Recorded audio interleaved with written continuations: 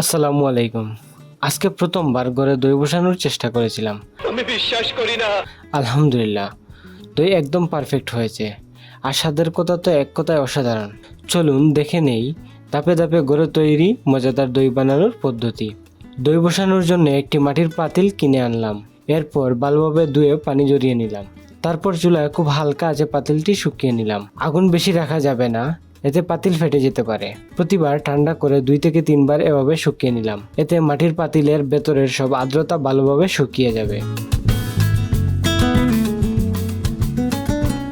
এবার কড়াই চুলায় বসালাম। দই তৈরির জন্য আমি নিয়েছি 1.5 লিটার দুধ ও 250 গ্রাম চিনি। কড়াই শুকিয়ে গেলে প্রথমে 50 গ্রাম চিনি দিয়ে ক্যারামেল তৈরি করে নিলাম। এতে করে কৃত্রিম রং ছাড়াই বাজারের মতো সুন্দর রং পাওয়া যাবে।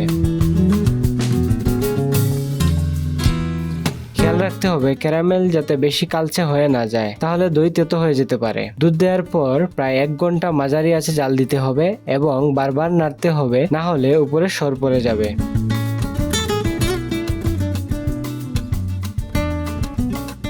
একটি চাকুনিতে 1 টেবিল চামচ টক দই ও একটি ছোট কাপ দই নিয়ে রাখলাম, যাতে দইয়ের অতিরিক্ত পানি ঝরে যায়।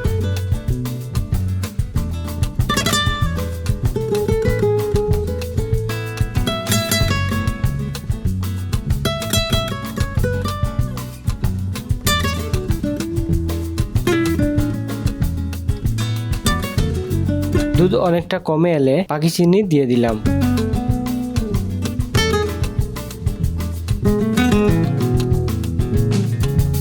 অনেক সময় পাত্রের পাশের দুধ পুড়ে যেতে পারে, তাই চারপাশ পরিষ্কার করে নাড়ানো খুব জরুরি। চাকনিতে রাখা দই ভালোভাবে ফেটিয়ে নিলাম। এরপর মাটির পাতিলের ভেতরে একটু দই ভালোভাবে মেখে নিলাম।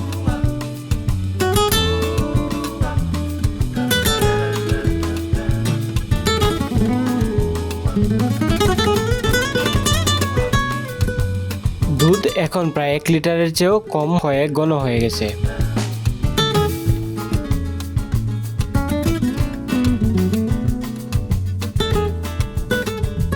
আগুন বন্ধ করে একটু ঠান্ডা হতে দিলাম, তবে একেবারে ঠান্ডা করা যাবে না। হালকা গরম অবস্থায় ফেটানো দইয়ের সঙ্গে দুধ ঢেলে ভালোভাবে মিশিয়ে নিলাম।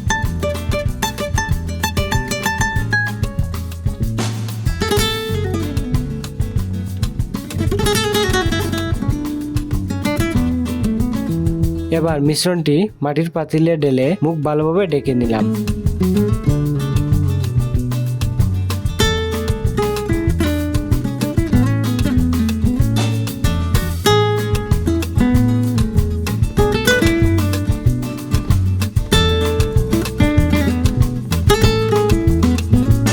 এরপর কাপড় দিয়ে মুড়িয়ে এমন এক জায়গায় রেখে দিলাম যাতে গরম থাকে। এভাবে সারা রাত রেখে দিলাম। প্রায় 12 ঘন্টা পর খুলে দেখি খুব সুন্দরভাবে জমে গেছে।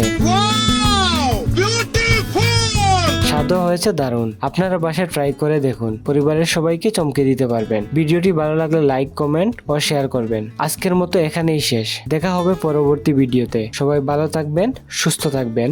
আল্লাহ হাফেজ।